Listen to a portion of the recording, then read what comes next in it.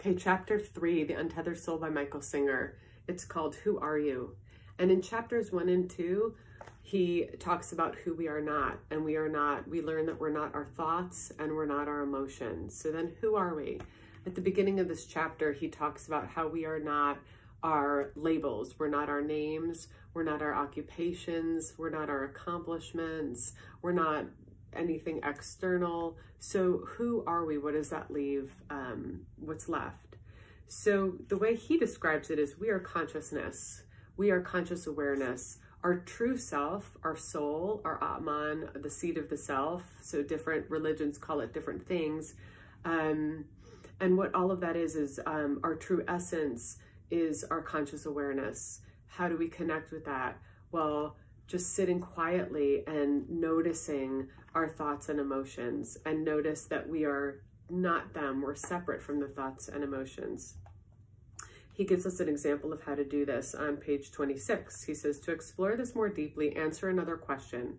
Don't you have times when you're not having an emotional experience and instead you feel quiet inside? You're still in there, but you're just aware of peaceful quiet.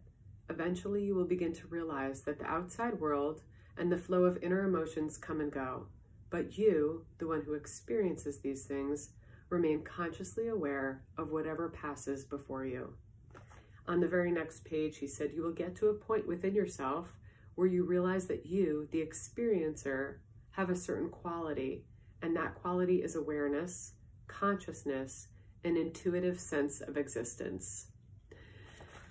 So for myself, I try to connect with these things because that's where I find peace. And on page 29, he said, now you are in your center of consciousness. You are behind everything, just watching. That is your true home. So that's the peaceful place. I think it's chapter 2 that he said that if we can connect with that, get a break from the busyness of the mind and connect with this conscious awareness, it'll be the best vacation we've ever had. That's what he says. And I agree. So it made me think of when I teach some meditation classes, and I tell people to, and this, I heard this from somebody else, but to picture your thoughts as clouds passing in the sky. So not to attach to them, but just to notice that you're having a thought and it's just floating by. So we don't repress anything and we don't try to push anything away. We simply label it thinking. So sitting quietly, sitting peacefully, and noticing. As soon as you notice that you're thinking, some people think if they're in meditation, I've heard this, people say, if I'm in meditation, if I have a thought, then that wasn't good. Like progress is gone, but it's actually tremendous progress when you're in meditation and you're sitting quietly and you realize you have a thought. That's connecting with your soul. The fact that you're detaching from your thought, you're just recognizing that you have a thought. That's actually progress. Once you recognize, he says this in a later chapter, and I love it. Once you recognize that you're not present, then automatically you are present. So the recognition that you're having a thought separates you from the thought.